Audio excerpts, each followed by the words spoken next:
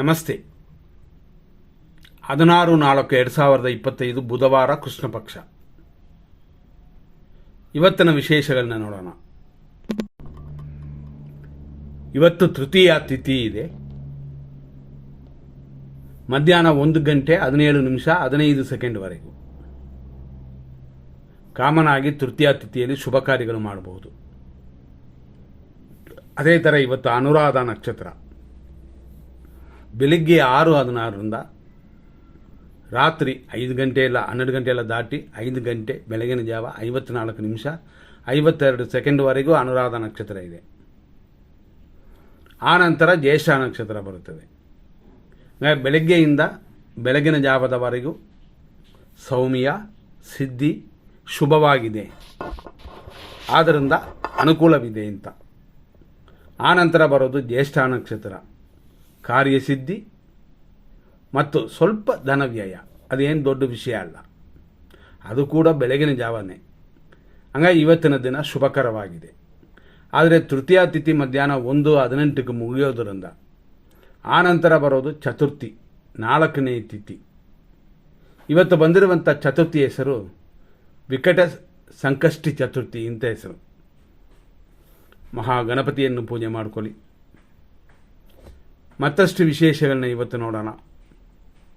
ಇವತ್ತು ದಿನದಲ್ಲಿ ಇರುವಂಥ ಕೆಲವು ವಿಶೇಷಗಳು. ನಾವು ಎಂದೂ ಹೇಳುವಂತೆ ಸೂರ್ಯೋದಯನ ಫಸ್ಟ್ ನೋಡ್ತೀವಿ 6:11. ಸೂರ್ಯೋದಯದಿಂದ ಎಲ್ಲ ವಿಷಯಗಳನ್ನು ಗಮನಿಸಬೇಕು. ತೃತೀಯ ಆದ ಮೇಲೆ ಚತುರ್ಥಿ ಅನ್ನುವ 4ನೇ ತಿಥಿಗಳಲ್ಲಿ ಗಣಪತಿ ಪೂಜೆ ಮಾಡ್ಬೋದು, ಗಣಪತಿ ಹೋಮ ಇಟ್ಕೋಬೋದು, ಎಲ್ಲ ಕಾರ್ಯಗಳಿಗೂ ಉಪಯೋಗ ಆಗುತ್ತೆ. ತೃತೀಯ ತಿಥಿಯಲ್ಲಿ ಎಲ್ಲ ಶುಭ ಕಾರ್ಯಗಳು ಮಾಡಬಹುದು. ಇವತ್ತಿನ ದಿನದಲ್ಲಿ ಮತ್ತಷ್ಟು ವಿಶೇಷಗಳಿಗೆ ಬರೋಣ. ನಕ್ಷತ್ರ ಪಾದಗಳು. ಇವತ್ತು ದಿನ ಪೂರ್ತಿ ವೃಶ್ಚಿಕ ರಾಶಿ. ಬೆಳಿಗ್ಗೆ 6:11 9:53 ಅನುರಾಧ ನಕ್ಷತ್ರ 1ನೇ ಪಾದ. 9:53 ಮೇಲೆ ಸಂಜೆ 4:34 ಅನುರಾಧ ನಕ್ಷತ್ರ 2ನೇ ಪಾದ. ಆ ನಂತರ ರಾತ್ರಿ 11:15 ಅನುರಾಧ ನಕ್ಷತ್ರ 3ನೇ ಪಾದ. ಆ ನಂತರ ಬೆಳಗಿನ ಜಾವ 5:55 ಅನುರಾಧ ನಕ್ಷತ್ರ 4ನೇ ಪಾದವಿದೆ. ಇಷ್ಟಕ್ಕೆ ಅನುರಾಧ ನಕ್ಷತ್ರವೇ ಮುಗಿಯುತ್ತದೆ. ಅಲ್ಲಿಂದ ಜ್ಯೇಷ್ಠ ನಕ್ಷತ್ರ ಪ್ರಾರಂಭ. ಇವತ್ತಿನ ದಿನದಲ್ಲಿ ಕೆಲವು ವಿಷಯಗಳೆಲ್ಲ ನೋಡೋಣ. ನಿಮಗೆ ಯಾವುದು ಸಂಕಟಗಳು ಕಷ್ಟಗಳು ಇರಬಾರ್ದು ಅಂತ ನಾವು ವಿಂಗಡಿಸಿ ಎಲ್ಲವನ್ನು ಕೊಟ್ಟಿದ್ದೀವಿ. ಅಂದರೆ ವಿಂಗಡಿಸಿ ಕೊಟ್ಟಿರುವಂಥ ವಿಷಯಗಳು ಏನು ಅಂತಂದರೆ 100% ಸೂಪರ್ ಟೈಮ್, 100% ಅಶುಭ ದಿನ, ಅಶುಭ ಸಮಯ. ಆದ್ದರಿಂದ ಇದೆಲ್ಲ ನೋಡಿಕೊಂಡು ನೀವು ಅದನ್ನು ಆಚರಿಸಬಹುದು. ಅಂದರೆ ಒಳ್ಳೆಯ ಟೈಮ್ನ ಉಪಯೋಗಿಸ್ಕೊಳ್ಳಿ, ಕೆಟ್ಟ ಟೈಮಲ್ಲಿ ಏನೂ ಪ್ರಾರಂಭ ಮಾಡಬೇಡಿ. ಆ ರೀತಿಯಾಗಿ ಇವತ್ತು 100% ಒಳ್ಳೆಯ ಟೈಮ್ನ ನೋಡೋಣ. ಬೆಳಿಗ್ಗೆ 6:11 7:36 ಶುಭ ಸಮಯ. 9:26 AM 11:56 ಶುಭ ಸಮಯ. ಮಧ್ಯಾಹ್ನ 1:58 ಸಂಜೆ 4:18 ಇದು ಒಂದು ಶುಭ ಸಮಯ.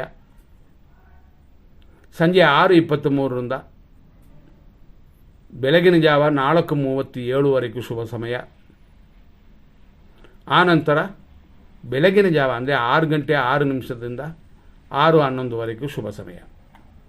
ಇದನ್ನು ಈ ಸಮಯವನ್ನು ಏನಾದರೂ ನೀವು ಮಾಡಬೇಕು ಅಂದರೆ ಉಪಯೋಗಿಸ್ಕೊಳ್ಳಿ. ಇಷ್ಟು ವಿಷಯಗಳು ನೋಡಿದ್ವಿ. ಇವತ್ತಿನ ತಾರಾಬಲ ಮತ್ತು ಚಂದ್ರಬಲವನ್ನು ನೋಡೋಣ. ಇದು ಒಂದೊಂದು ನಕ್ಷತ್ರಕ್ಕೂ ಸಪ್ರೇಟು. ಈಗ ಅಶ್ವಿನಿ ನಕ್ಷತ್ರಕ್ಕೆ ಹೆಂಗಿದೆ ಅಂತ ನೋಡೋಣ. ಇವತ್ತು ನಾವು ಹೇಳುವಂಥ ಒಂದು ವಿಷಯ ಏನಂದರೆ ಇದೇ ಅನುರಾಧ ನಕ್ಷತ್ರನೇ ಎಲ್ಲರಿಗೂ, ಆದರೂ ಅವರವ್ರಿಗೆ ಬೇರೆ ಥರ ಆಗುತ್ತದೆ. ಇವತ್ತು ಬೆಳಗ್ಗೆಯಿಂದ ಬೆಳಗಿನ ಜಾವದವರೆಗೂ ಮಿತ್ರಧಾರೆ ಇದೆ, ಹಂಗಾಗಿ ಅನುಕೂಲವಿದೆ, ತೊಂದರೆ ಇಲ್ಲ, ಸಂಕಟವಿಲ್ಲ. ಭರಣಿ ನಕ್ಷತ್ರ ಮೇಷರಾಶಿಯವರಿಗೆ ಇವತ್ತು ಟೆನ್ಷನ್ ಇದೆ. ಆರೋಗ್ಯದಲ್ಲಿ ಸ್ವಲ್ಪ ಗಮನ ಕೊಡಬೇಕು, ಊಟ ತಿಂಡಿಯಲ್ಲಿ ಮೇಂಟೈನ್ ಮಾಡಿಕೊಳ್ಳಿ. ಕೃತಿಕಾ ನಕ್ಷತ್ರ 1ನೇ ಪಾದ ಮೇಷರಾಶಿ, ಅನುಕೂಲ, ಆದರೆ ಆರೋಗ್ಯದ ಗಮನ ಕೊಡಬೇಕಾಗಿರೋ ವಿಷಯಗಳು ಇಲ್ಲಿ ಇದೆ. ನಂತರ ನೋಡುವಂಥದ್ದು ಕೃತಿಕಾ ನಕ್ಷತ್ರನೇ, ಆದರೆ ವೃಷಭ ರಾಶಿ 2, 3, 4ನೇ ಪಾದಗಳು ಅನುಕೂಲವಿದೆ, ಸುಖವಿದೆ. ನಂತರ ನೋಡುವಂಥ ರೋಹಿಣಿ ನಕ್ಷತ್ರ ವೃಷಭ ರಾಶಿ. ಇವತ್ತು ಪ್ರತ್ಯೇಕ ತಾರೆ, ಪ್ರತ್ಯೇಕ ಅಂತಂದರೆ ಅನುಕೂಲವಿಲ್ಲದ ದಿನವಂತ. ನಮ್ಮ ಪರವಾಗಿ ಕಾರ್ಯಗಳು ಸಕ್ಸಸ್ ಆಗೋದು ಕಷ್ಟ ಅಂತಿದೆ. ಆದ್ದರಿಂದಾಗಿ ಯೋಚನೆ ಮಾಡಿ ಇವತ್ತೇ ಮಾಡಬೇಕಂತ. ಮೃಗಶೀರ್ಷ ನಕ್ಷತ್ರ ವೃಷಭ ರಾಶಿ. ನಿಮಗೆ ಇವತ್ತು ಆರೋಗ್ಯವಿದೆ, ಕ್ಷೇಮವಿದೆ, ಸುಖವಿದೆ, ಹಂಗಾಗಿ ಅನುಕೂಲವಿದೆ. ನಂತರ ಮೃಗಶೀರ್ಷ ನಕ್ಷತ್ರ ಮಿಥುನ ರಾಶಿ. ಖಂಡಿತವಾಗಿ ಆರೋಗ್ಯವಿದೆ, ಶತ್ರುನಾಶವಿದೆ. ನಂತರ ನೋಡುವಂಥದ್ದು ಆರುದ್ರ ನಕ್ಷತ್ರ ಮಿಥುನ ರಾಶಿ. ಏಟು ಗಾಯಗಳು, ಜಾರುವಂಥ ಬೀಳುವಂಥ ದಿನವಿದೆ, ಎಚ್ಚರವಾಗಿರಿ ಯಾರೇ ಆದರೂ ಶತ್ರು ಕಾಟವಿಲ್ಲ. ಪುನರ್ವಸು ನಕ್ಷತ್ರ ಮಿಥುನ ರಾಶಿ.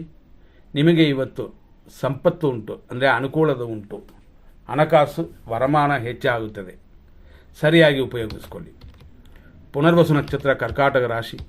ಸಂಪತ್ತಿದೆ, ಸ್ವಲ್ಪ ಕಾರ್ಯ ವಿಘ್ನಗಳು ಕೂಡ ಕೂಡಿ ಬರುತ್ತದೆ. ಪುಷ್ಯ ನಕ್ಷತ್ರ ಕರ್ಕಾಟಕ ರಾಶಿ. ಜನ್ಮತಾರೆ, ಕಾರ್ಯ ವಿಘ್ನಗಳೆಲ್ಲ ಉಂಟು, ದೇವರಲ್ಲಿ ಪ್ರಾರ್ಥನೆ ಇರಲಿ. ಆಶ್ಲೇಷ ನಕ್ಷತ್ರ ಕರ್ಕಾಟಕ ರಾಶಿ. ಖಂಡಿತವಾಗಿ ಎಲ್ಲರೂ ಮಿತ್ರರಾಗುವಂಥ ದಿನವಿದು. ಸ್ವಲ್ಪ ವಿಘ್ನಗಳಿರುತ್ತದೆ, ವಿನಾಯಕನ ಪೂಜೆ ಮಾಡಿಕೊಳ್ಳಿ. ಮಖಾ ನಕ್ಷತ್ರ ಸಿಂಹ ರಾಶಿ. ಖಂಡಿತವಾಗಿ ಶುಭಕರವಾಗಿದೆ. ಊಟ ತಿಂಡಿ ಮಾತ್ರ ಮೇಂಟೈನ್ ಮಾಡಿಕೊಂಡ್ರೆ ಸಾಕಾಗುತ್ತದೆ. ಪುಬ್ಬ ನಕ್ಷತ್ರ ಸಿಂಹ ರಾಶಿ. ಟೆನ್ಷನ್ ಉಂಟು, ರೋಗ ಭಯವೂ ಉಂಟು. ಉತ್ತರ ನಕ್ಷತ್ರ ಸಿಂಹ ರಾಶಿ. ಅನುಕೂಲವಿದೆ, ಸ್ವಲ್ಪ ಆರೋಗ್ಯದಲ್ಲಿ ಗಮನ. ನಂತರ ನೋಡುವಂಥದ್ದು ಉತ್ತರ ನಕ್ಷತ್ರ, ಆದರೆ ಕನ್ಯಾ ರಾಶಿ. ಅನುಕೂಲವು ಲಾಭವು ಹೆಚ್ಚಾಗುವಂಥ ದಿನವಿದು, ಹಂಗಾಗಿ ಶುಭವಾಗಿದೆ. ಹಸ್ತ ನಕ್ಷತ್ರ ಕನ್ಯಾ ರಾಶಿ. ಅನುಕೂಲವಿಲ್ಲದ ಪ್ರತ್ಯೇಕ ತಾರೆ ಅಂತ ಆ ದಿನವಾಗಿದೆ, ಆದ್ದರಿಂದ ಸ್ವಲ್ಪ ಗಮನ ಕೊಡಿ. ಚಿತ್ತಾ ನಕ್ಷತ್ರ ಕನ್ಯಾ ರಾಶಿ. ಆರೋಗ್ಯ ಉಂಟು, ಲಾಭವೂ ಹೆಚ್ಚಿದೆ. ಚಿತ್ತಾ ನಕ್ಷತ್ರ ತುಳಾ ರಾಶಿ.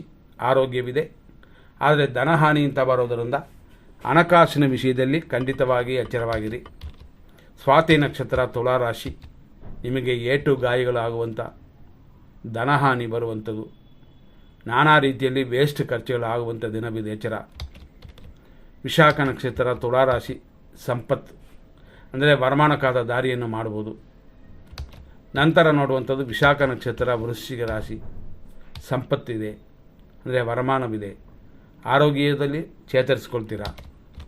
ಅನುರಾಧ ನಕ್ಷತ್ರ ವೃಶ್ಚಿಕ ರಾಶಿ. ಜನ್ಮತಾರೆ ಇದು, ದೇವರಿಗೆ ಪೂಜೆ ಮಾಡಿಕೊಳ್ಳಿ. ಚಿಕ್ಕ ಖರ್ಚುಗಳು ಮಾಡಿ, ಅಂದರೆ ದೇವರಿಗೆ ಕಡ್ಡಿ ಕರ್ಪೂರ ಅಂತ. ನಂತರ ನೋಡುವಂಥದ್ದು ಜ್ಯೇಷ್ಠ ನಕ್ಷತ್ರ ವೃಶ್ಚಿಕ ರಾಶಿ. ಖಂಡಿತವಾಗಿ ಎಲ್ಲರೂ ಮಿತ್ರರಾಗುವಂಥ ದಿನವಿದು. ಆರೋಗ್ಯದಲ್ಲೂ ಅನುಕೂಲವಿದೆ, ಶುಭ ದಿನವಾಗಿದೆ ಇದು. ಇದರಲ್ಲಿ ನಾ ಕೊಟ್ಟಿರೋ ಒಳ್ಳೆಯ ಟೈಮ್ನ ಉಪಯೋಗಿಸ್ಕೊಳ್ಳಿ.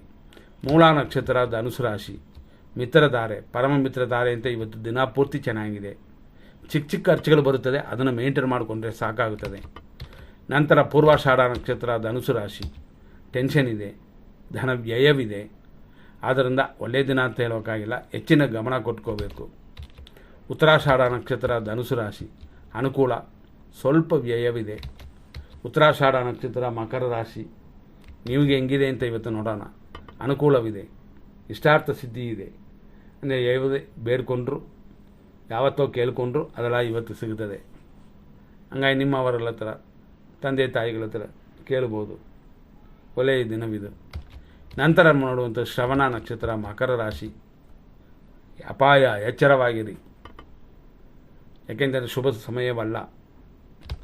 ನಂತರ ನೋಡುವಂಥದ್ದು ಧನಿಷ್ಠ ನಕ್ಷತ್ರ ಮಕರ ರಾಶಿ. ಆರೋಗ್ಯ ಉಂಟು, ಇಷ್ಟಾರ್ಥ ಸಿದ್ಧಿಯೂ ಉಂಟು. ನಂತರ ಧನಿಷ್ಠ ನಕ್ಷತ್ರ ಕುಂಭರಾಶಿ. ಆರೋಗ್ಯವಿದೆ, ನೀವು ಮಾಡುವ ಕೆಲಸ ಕಾರ್ಯಗಳಲ್ಲಿ ಕಸವಲ್ಲಿ ಅಭಿವೃದ್ಧಿಯೂ ಇದೆ. ಶತಭಿಷ ನಕ್ಷತ್ರ ಕುಂಭರಾಶಿ. ವಿಪತ್ತು ಉಂಟು, ಸೀನಿಯರ್ ಸಿಟಿಸನೆಲ್ಲ ಎಚ್ಚರವಾಗಿರಿ. ಮೆಟ್ಲತ್ತಿ ಅಥವಾ ಹೈಟಲ್ಲಿ ಕೆಲಸ ಮಾಡುವವರು ಸ್ವಲ್ಪ ಗಮನ. ಕಸವಲ್ಲಿ ಏನೂ ತೊಂದರೆ ಇಲ್ಲ. ಪೂರ್ವ ಭಾದ್ರಪದ ನಕ್ಷತ್ರ ಕುಂಭರಾಶಿ. ಹಣಕಾಸಿನ ವರಮಾನ ಹೆಚ್ಚು, ಅದರ ಪ್ಲಾನು ನೀವು ಮಾಡ್ಕೋಬೋದು. ಕೆಲಸ ಕಾರ್ಯದ ಅಭಿವೃದ್ಧಿಯೂ ಉಂಟು. ಪೂರ್ವ ಭಾದ್ರಪದ ನಕ್ಷತ್ರ ಮೀನರಾಶಿ. ಸಂಪತ್ತಿದೆ, ಕಾರ್ಯದಲ್ಲಿ ಸ್ವಲ್ಪ ತಡೆ ಇದೆ. ಉತ್ತರ ಭಾದ್ರಪದ ನಕ್ಷತ್ರ ಮೀನರಾಶಿ. ಜನ್ಮತಾರೆ, ಕಾರ್ಯ ತಡೆಯೆಲ್ಲ ಉಂಟು. ಅಷ್ಟೊಂದು ಹೇಳಿಕೊಳ್ಳುವಂತೆ ಶುಭ ಸಮಯವಲ್ಲ, ಶುಭ ದಿನವಲ್ಲ. ಸ್ವಲ್ಪ ಪೂಜೆ ಪರಿಹಾರ ಮಾಡಿಕೊಳ್ಳಿ. ರೇವತಿ ನಕ್ಷತ್ರ ಮೀನರಾಶಿ. ಪರಮ ಮಿತ್ರ ಧಾರೆ ಇದೆ, ಆದ್ದರಿಂದ ಮಿತ್ರರಿಂದ ಸಹಾಯ ಪಡ್ಕೊಂಡು ನಿಮ್ಮ ಕಾರ್ಯಗಳನ್ನ ಮಾಡಬಹುದು. ಈ ರೀತಿಯಾಗಿ ಇವತ್ತಿನ ವಿಶೇಷಗಳನ್ನ ನೋಡಿದ್ವಿ. ನಾವು ಫಸ್ಟೇ ಹೇಳಿದ್ವಿ, ಅನುರಾಧ ಮತ್ತು ಜ್ಯೇಷ್ಠ ನಕ್ಷತ್ರವಿದೆ.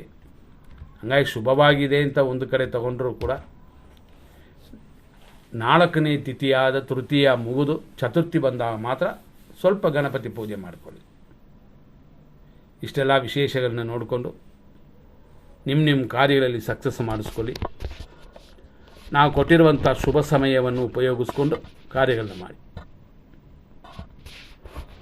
ಮುಂದಿನ ಸಂಚಿಕೆಯಲ್ಲಿ ನೋಡೋಣ. ಧನ್ಯವಾದಗಳು.